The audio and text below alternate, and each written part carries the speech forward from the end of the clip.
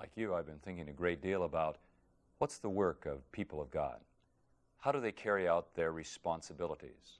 Is the job of God's people simply to preach and teach, or is it broader than that? On Austin Faith Dialogue today, we're going to examine that possibility of how we might minister to the total person. Please stay with us on Austin Faith Dialogue. Austin Faith Dialogue, at the crossroads of religion and life, a series highlighting the cultural and social interactions between the worshiping and religious communities in and around the capital city. Austin Faith Dialogue is brought to you by the Austin Metropolitan Ministries in cooperation with KXAN. Join us now in Austin Faith Dialogue.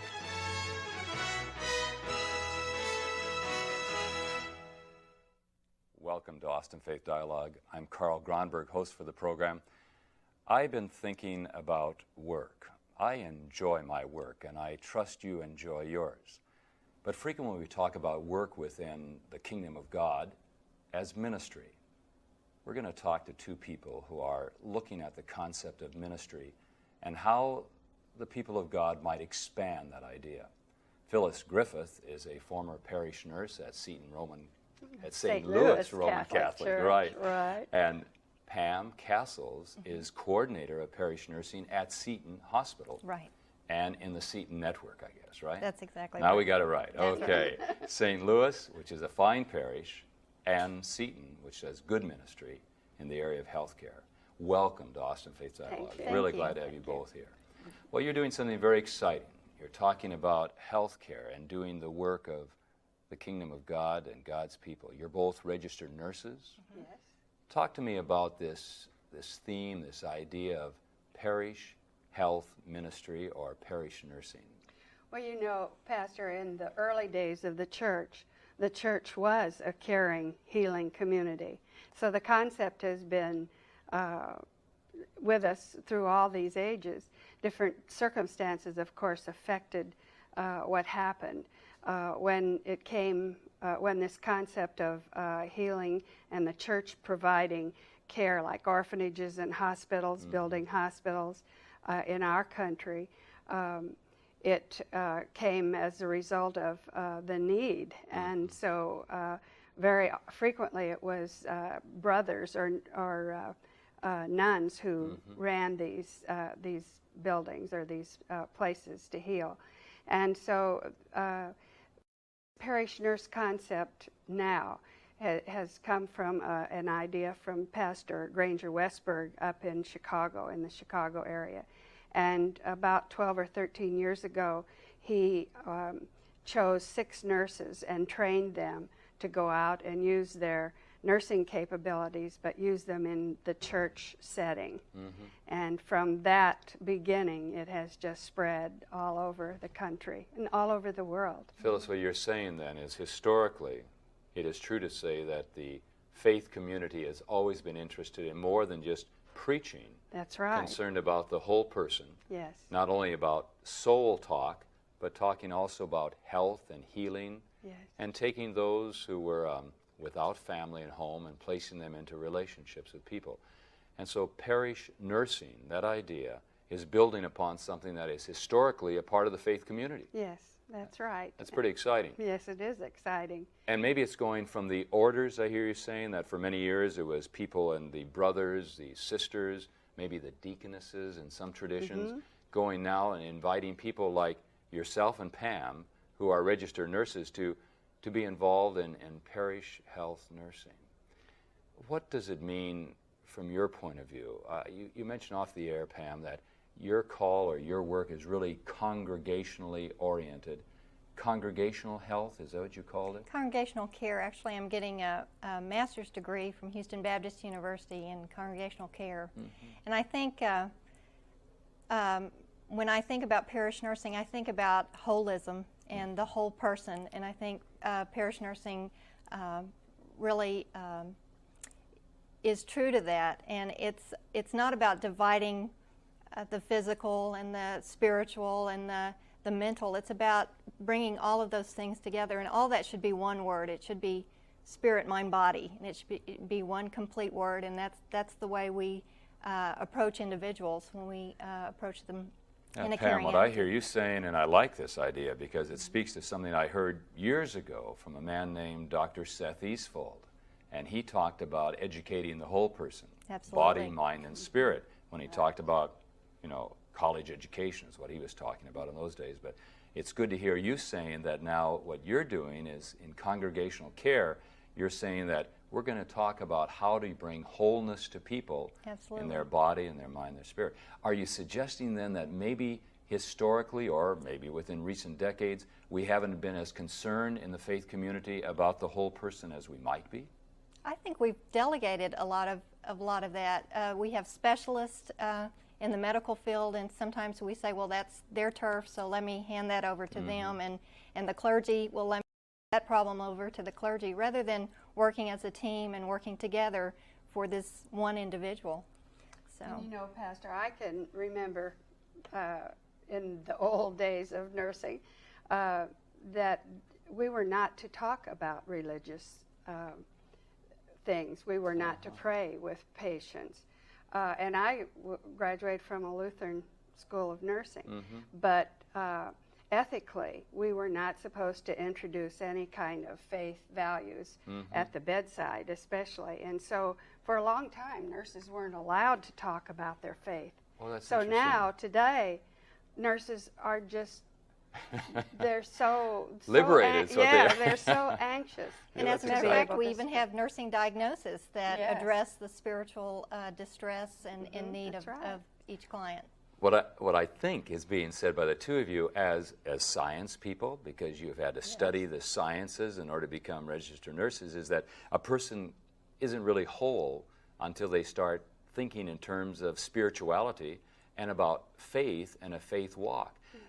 What do you think made the difference, though, Phyllis, for you, for the nursing profession, that when you were being trained, that they said don't do that type of thing?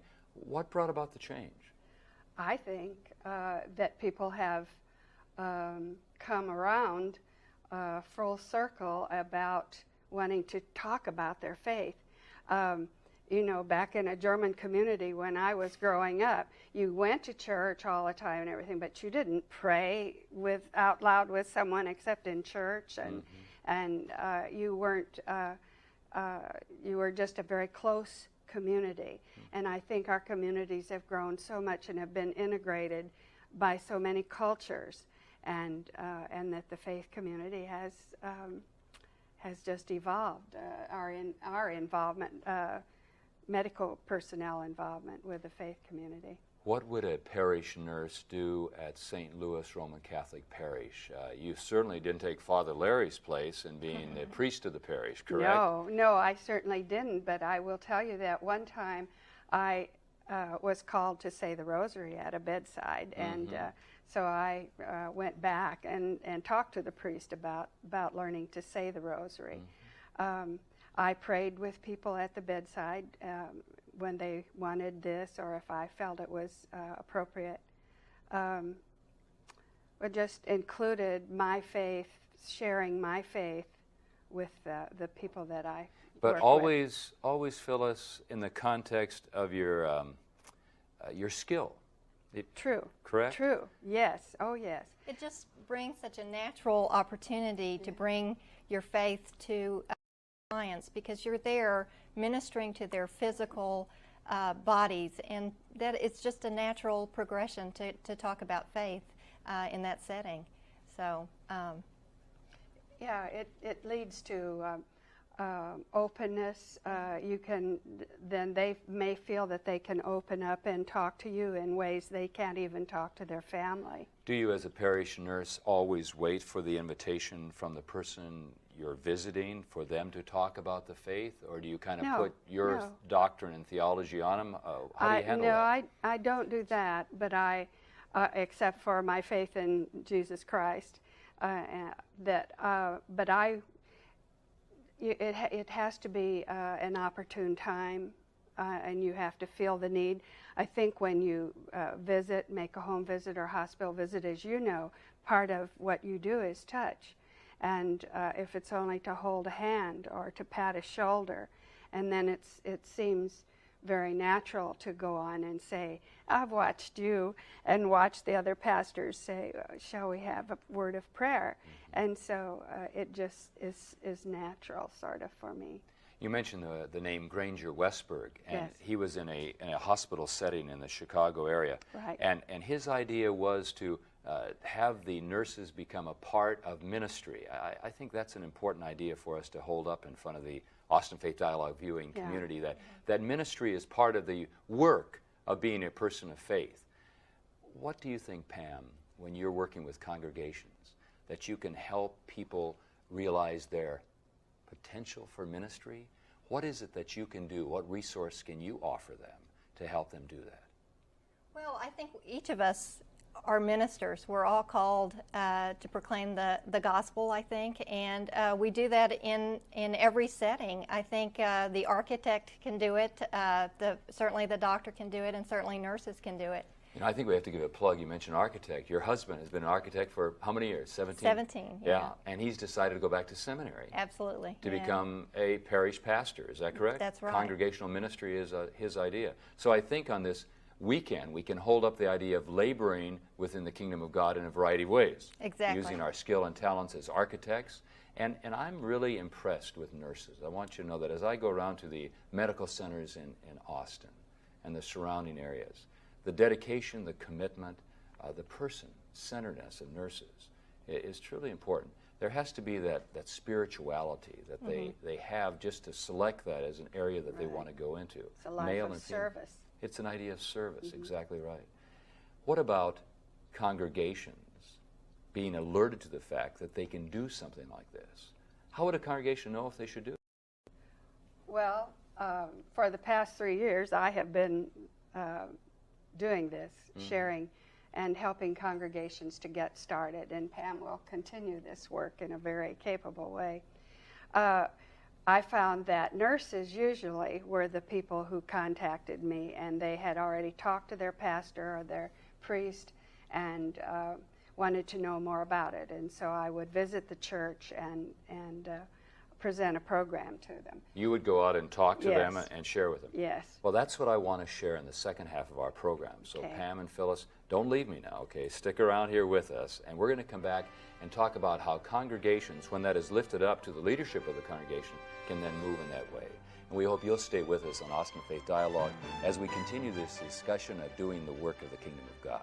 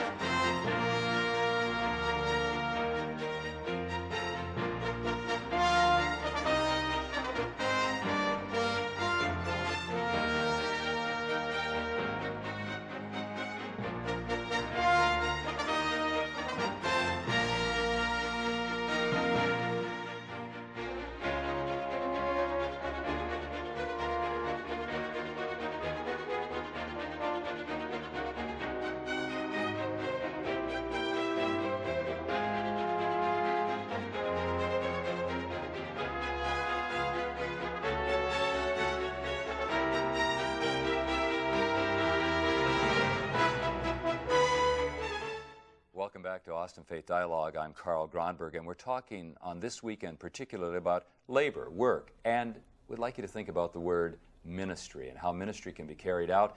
And we're talking to two nurses, Phyllis and Pam, who are telling us how we can do ministry and parish health and the whole person. And when we took our break, we talked a little bit about congregations and how congregations can get started in doing this. And I appreciate what you said. Go to your priest, go to your rabbi, go to your pastor, and talk to them, and then they can kind of be talking to other people. Let's use the parish where you worked and served. You're Lutheran in background, correct? Yes. And you were working and serving At Hope Lutheran Congregation, and I was a parish nurse there for 4 years. And I had read previously some articles about the program up in Chicago and brought that concept to my pastor, and we talked about it, and finally, after a couple of years, then we instituted the program. I was there for 4 years, and then I was offered the job to be the coordinator at Seton and also to be the parish nurse over at St. Louis. So you were coordinator where Pam is Yes. now, is that Yes. right? And That's Pam, will right. you also then be responsible for St. Louis Parish? I won't. Seton has developed this into a full-time program, and so St. Louis will now have their own parish nurse, and I will be just responsible for the Seton aspect of the parish nurse coordinator. Phyllis, what excites you about That. congregation? Okay. That, because I was doing 2 jobs. Oh. And after 3 years, I felt that we need to be stronger in education. We needed a nurse educator, and I prayed, and everyone prayed, and along came Pam. And but getting back to St. Louis, yeah, it was a labor of love for me. I was hesitant about taking the call to that ministry because of the difference in our religion, but there wasn't. In other that words, you much being difference. a Lutheran going to a That's- Roman Catholic parish, yes, that did right. concern you, is that right? Oh, yes, Uh-huh. indeed. And the first day when I interviewed the priest, I had this big long list of questions, and one included, how can the parish accept me because I am Lutheran and not Catholic? But it was just a really wonderful experience. Well, tell us about the experience Okay. then. What did you do, and what made it a wonderful experience? The people, being able to share my faith openly and working with them. And we did 3 initial surveys of the congregation, health surveys, and we started a new adult ministry. When you did the health surveys, excuse me for Yes. interrupting, but let's just talk about this, because congregations may want to do this as they watch this Right. program. When they want to do a health survey, what did you find out from that health survey, or those 3 health surveys? Okay, we found out the needs of the senior community because 2 of those were senior surveys. And we did the first one in English, and then after we had done that, we realized we needed to do it in Spanish also, so sure. we redid it. And then the general survey we did during the church service, and the pastor stopped the service, and we got 177 replies, over Wow. 800 replies. Fantastic. Yeah. That's And great. what it showed us was, what it told us was the demographics in age, and family size, and culture, or if you were Latin or Asian, African American. And then we also listed many health activities, and they had a chance to indicate what they would support or what they wanted. Now, that must have been interesting. Yeah, it was interesting. The top 2 were, the top one was stress and dealing with stress, and the next one was dealing with depression. And so we... There may be a correlation there. yeah, right. But we instituted the Mother Seton Lectures at St. Louis and dealt with 3 different topics. One of the programs that we had was a panel of 3 urologists who came and talked about prostate cancer detection. You know what I think? I think that'd be interesting to know that we could have on Austin Faith Dialogue. Yes. The Seton lectures that are held at St. Louis Roman Catholic. Is that right? Mm-hmm. That's interesting. Well, they were. We'll have to see what the next generation does. What they decide to do. Yeah, right. Now, do you think, Pam, from your place now, and as the resource person for other congregations, that what Phyllis has described might be a good starting place for them to do the survey type and go from that point? Absolutely. I think probably the first thing you want to do, well, the very first thing you want to do in developing a health ministry is to find people that have interest in this ministry and bring together a health cabinet. A parish nurse can't do this. She may be called to this ministry, but she can't do this by herself. And it's very important that she has a group of people supporting her, her efforts and helping to direct her in her ministry. You know, that's something that as a parish pastor I have to ask, because always concerned about budgets. Oh. How do they, will congregations have to employ this person, or can there be volunteer parish nurses, or can the parish health ministry be coordinated by volunteers? Sure. Is the answer yes? Yes, all Yeah. of That's right. the Okay. above. They can be employed Yes. if the budget of the congregation allows, Right. but they can also be volunteers. Is that Absolutely. And see, when I was at my home congregation, the Board of Social Ministry funded my position. And to my knowledge, it was the first parish nurse position in the city. Wow, that's great. And then, of course, this pilot program, which is funded by a grant through Seton Hospital, is how the St. Louis program started. Mm-hmm. And ideally, the church or the congregation should take over. And if they didn't start with paying the nurse, they would take over some of the cost if the nurse is hired by an institution, as Pam is in Seton. For a person to then be a parish nurse, it would seem that they would not only be RNs, be nurses, have those credentials, but what about other training? Because you have to be, Phyllis, you're a very sensitive person, and you have a sense of pastoral ministry about you, right, Pam? Wouldn't you agree? Absolutely. Yeah, I sense Yes. that in talking to Phyllis.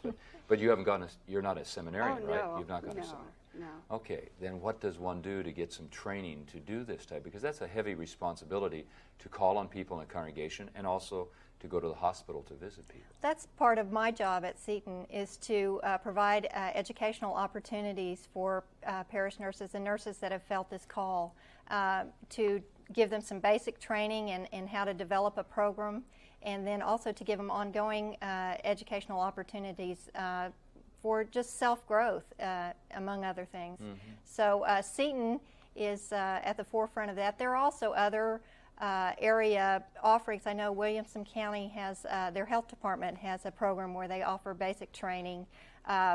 There's the Wesley Nurse Program in San Antonio, which is a little different from the basic parish nurse program, but they have a nurse training there in San Antonio too. So there are a variety of places in Central Texas where people Right. are able to get some training if they're interested. Yes. Absolutely. And You Pam, talk- excuse me, go ahead. Pam is going up to Chicago to a Granger Westberg symposium this My fall. first. I'm very Uh-huh. excited. And it's an intense 3-day or 4-day. You did this, Phyllis? Oh yes, I've gone 3 or 4 times. Uh-huh. And it's an intense gathering and training and education for parish nurses or health ministry.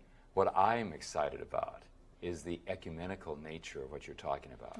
Because I think of you with your heritage and roots, working in a Roman Catholic parish community, Pam, your heritage and roots, and then working as you are as a Methodist in a Roman Catholic setting, and then going off for a training experience in a Lutheran context. That can only enrich people and help them theologically to grow. We're getting back to that idea of wholeness. Not only are we talking about individual wholeness, but also within the church community. I mean, we're joining hands for a common purpose, and I think that's beautiful. Well, let's talk about that. What about this idea of wholeness? Congregations share the good news of the kingdom of God. They do that liturgically. And you mentioned the word, I think, Phyllis, of work. And we want to talk about and think about the work that people have to do. And we think frequently of liturgy when people gather for liturgy. But this concept of wholeness really does intrigue me. How do you envision, Pam, helping congregations to minister to the wholeness? You talked about body, mind, and spirit. But how can they do that?